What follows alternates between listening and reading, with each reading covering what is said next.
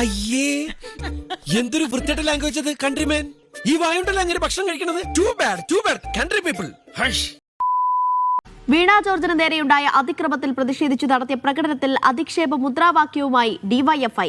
ചിന്താ ജെറോം നയിച്ച ജാഥയിലാണ് ഡിവൈഎഫ്ഐ പ്രവർത്തകർ സ്ത്രീവിരുദ്ധ മുദ്രാവാക്യം ഉയർത്തിയത്. എന്നാൽ നമുക്ക് മുദ്രാവാക്യം വിളി തുടങ്ങാം.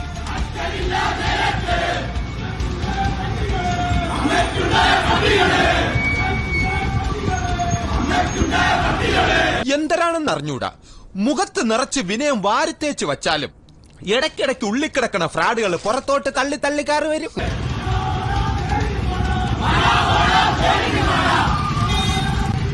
എത്ര അടിച്ചാലും എന്റെ വായിന്നൊരു ചെറ്റ വർത്താനം വരില്ല. കേട്ടടാ പട്ടി തെണ്ടി നായിന്റെ മക്കളെ.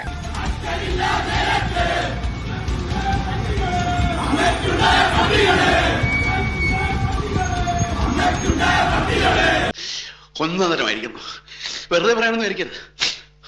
വണ്ടർഫുൾ. എടാ രാഘവ, ഏത് ഭാഷയിലാണ് ഇതിന് മറുപടി പറയേണ്ടതെന്ന് എനിക്കറിയാം. തൽക്കാലം ഞാൻ ക്ഷമിക്കുന്നു. അതേസമയം അസഭ്യം പറഞ്ഞിട്ടില്ല എന്നാണ് ചിന്ത ജെറോം പ്രതികരിച്ചത്. മുദ്രാവാക്യം ഏറ്റുവിളിക്കുക മാത്രമാണ് ചെയ്തതെന്നും ചിന്ത പറഞ്ഞു. അത് നീ വല്ല സ്കൂൾ മാഷ്മാരോട് പറഞ്ഞാൽ മതി, അവര് വിശ്വസിക്കും. മാസായി നടക്കുന്ന ഒരു പ്രതിഷേധ പ്രകടനമല്ലേ. അപ്പൊ അതില് വൈകാരികമായി സഖാക്കൾ, ആ സമയത്ത് വൈകാരികമായി പങ്കെടുക്കുന്ന പ്രവർത്തകർ, അവരുടെ ഒരു പ്രതിഷേധം ഉണ്ടാകുമല്ലോ. കട്ട് ചെയ്തെടുക്കുന്ന വിഷ്വൽ മാത്രമാണ്, അതിന്റെ ഒരു ഭാഗം മാത്രമാണ്. മുഴുവനായിട്ടുള്ള വിഷ്വൽസ് നിങ്ങൾക്ക് മറ്റ് ലഭ്യമാകുന്നതാണല്ലോ. അപ്പൊ അതെല്ലാം കൂടെ പരിശോധിച്ചിട്ട് വേണം ഇത്തരം പ്രചരണങ്ങളൊക്കെ ഇടാൻ. നിന്റെ വായിൽ എങ്ങനെയാടാ ഇത്രയും പെട്ടെന്ന് ഇത്രയും വലിയ നുണകൾ വരുന്നേ? ഞാനൊരു സ്ക്രോള് കണ്ടത് അസഭ്യം പറഞ്ഞു ചിന്താ ജെറോം, അതുപോലെ തന്നെ സ്ത്രീവിരുദ്ധ പരാമർശവുമായി ചിന്താ ജെറോം എന്നുള്ളതാണ്. ജീവിതത്തിൽ ഒരിക്കലും അങ്ങനെയുള്ള ആരോപണങ്ങൾ നേരിടണം എന്ന് ആഗ്രഹിക്കുന്ന ഒരാളല്ല, അങ്ങനെയൊന്നും ചെയ്യുന്ന ആളുമല്ല. പച്ചവെള്ളം ചവച്ചു കുടിക്കണ പഞ്ചപാവം അങ്ങോട്ട് ഇറങ്ങിയില്ലടേ. ഞങ്ങളെല്ലാവരും സ്ത്രീകൾക്കൊപ്പവും അരികുവൽക്കരിക്കപ്പെടുന്ന മനുഷ്യർക്കൊപ്പവും നിൽക്കുന്നവരാണ് ഇടതുപക്ഷ പ്രവർത്തകർ എന്നുള്ളത്. നിന്നെ പോലത്തെ ഒരു പെരുന്നുണൻ ആരുടെ സത്യം പേരിട്ടത്? എല്ലാവരുടെയും മനസ്സിൽ ഒരു വലിയ പ്രതിഷേധം ഇരമ്പി കത്തുന്ന ഒരു സമയമല്ലേ. പക്ഷേ നമ്മുടെ രാഷ്ട്രീയം എപ്പോഴും സ്ത്രീപക്ഷ രാഷ്ട്രീയവും ദളിതുകൾക്ക് ഒപ്പം ചേർന്ന് നിൽക്കുന്നതും അരികുവൽക്കരിക്കുന്ന മനുഷ്യർക്കൊപ്പം ചേർന്ന് നിൽക്കുന്നതും സാധാരണക്കാർക്കും ഒപ്പം ചേർന്ന് നിൽക്കുന്നതാണ്. നിനക്ക് എത്ര തന്തയുണ്ടാ? ഇനി ആരും സൂത്രം കാണിച്ചു കേട്ടാ.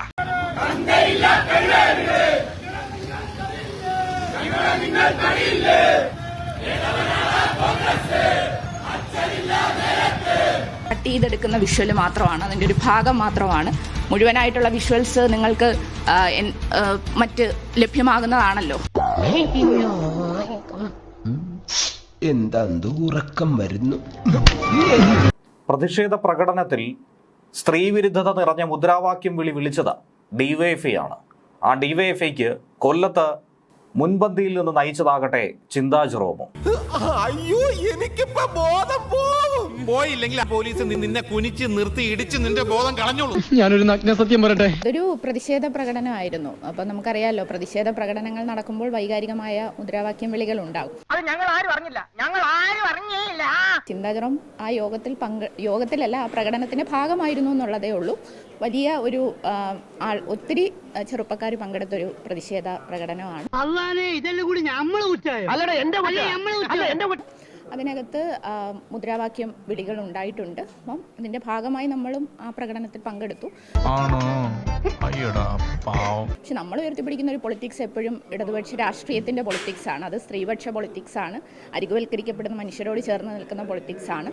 അതുകൊണ്ട് ഒരു തെറ്റായ പരാമർശങ്ങളും അത്തരം മുദ്രാവാക്യം വിളികളോടൊന്നും യോജിപ്പുള്ളവരല്ല. മോനെ രാമദാസ, നിന്റെ അച്ഛൻ നാരായണൻകുട്ടി ചേട്ടൻ ഇത്രയും എടുക്കില്ലേ? അതായത് സ്ത്രീവിരുദ്ധ പരാമർശങ്ങളോടോ അല്ലെങ്കിൽ അത്തരം പ്രകോപനപരമായിട്ട് അഭിപ്രായങ്ങളൊന്നും അല്ല നമ്മൾ പറയുന്നത്. നമ്മൾ കൃത്യമായ പൊളിറ്റിക്സ് ആണ് പറയുന്നത്.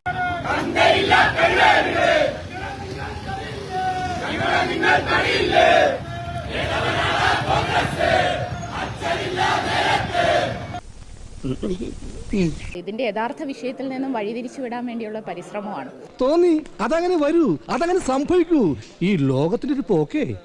മുമ്പൊരിക്കലും ഇല്ലാത്തതുപോലെ കേരളത്തിലെ ആരോഗ്യവകുപ്പ് മന്ത്രിയെ കയ്യേറ്റം ചെയ്യുക, അതൊരു പൊതുപരിപാടി പങ്കെടുക്കുമ്പോൾ അല്ല, മറിച്ച് അവർ യാത്ര ചെയ്യാൻ വേണ്ടി നിൽക്കുന്ന ഒരു പൊതു ഇടത്തിൽ വെച്ച് അവരെ കൈകാര്യം ചെയ്യുന്നു. നട്ടപ്പാതിര പട്ടാപ്പകലാണെന്ന് പറഞ്ഞു ഫലിപ്പിക്കാനുള്ള നിന്റെ ശേഷിയുണ്ടല്ലോ. റെയിൽവേ സ്റ്റേഷനിൽ വെച്ച് കൈകാര്യം ചെയ്യുന്നു, അവർക്ക് കായികമായി ആക്രമിക്കുന്നു, കൊലപ്പെടുത്താനുള്ള ശ്രമം നടത്തുന്നു. ഒരർത്ഥത്തിൽ നീയല്ലേ രാജാവ്, പെരുന്നുണകളുടെ മഹാരാജാവ്. അപ്പം ആരോഗ്യമന്ത്രി എന്നതിനപ്പുറം ഞങ്ങളുടെ പ്രിയങ്കരിയായ സഖാവാണ്, ഞങ്ങളുടെ സഹപ്രവർത്തകയാണ്. വളരെ വൈകാരികമായ ഒരു സന്ദർഭത്തിൽ കേരളത്തിലാകെ പ്രതിഷേധ പ്രകടനങ്ങൾ നടന്നു. അതിനൊന്നും ഇല്ലേ?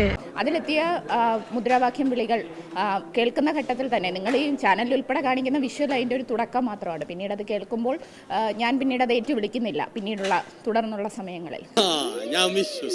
എന്നിട്ട് പിന്നീട് പ്രവർത്തകരുടെ അടുത്ത് അത്തരം നമ്മുടെ പ്രതിഷേധത്തിൻ്റെ മുദ്രാവാക്യം വിളികൾക്കകത്ത് അത്തരം കാര്യങ്ങൾ കേട്ടപാടെ തന്നെ ഞാൻ പിന്നീട് അവരെ വിലക്കിയിട്ടുണ്ട്. ഞാനത് തുടർന്ന് ഏറ്റുവിളിച്ചിട്ടില്ല. ഇവൻ ഭക്ഷണം കഴിക്കാനും കള്ളം പറയാനും മാത്രമാണ്. ആദ്യം ആ ബഹളത്തിന്റെ ഇടയിൽ ഉണ്ടാകുന്ന ഒരു തുടക്കം മാത്രം കട്ട് ചെയ്ത് പ്രചരിപ്പിക്കുകയാണ്. മുഴുവൻ കാണാൻ തയ്യാറാകണം. ഇത് ബോധപൂർവമായ ആക്രമണമാണ്. യഥാർത്ഥ വിഷയത്തിൽ നിന്നും വഴിതിരിച്ചു വിടാൻ വേണ്ടിയുള്ള ആക്രമണമാണ്. കള്ളം പറഞ്ഞാൽ കണ്ണടിച്ചാൻ പൊളിക്കുന്നുണ്ട് പറഞ്ഞായിരുന്നു ഒരു ഘട്ടം.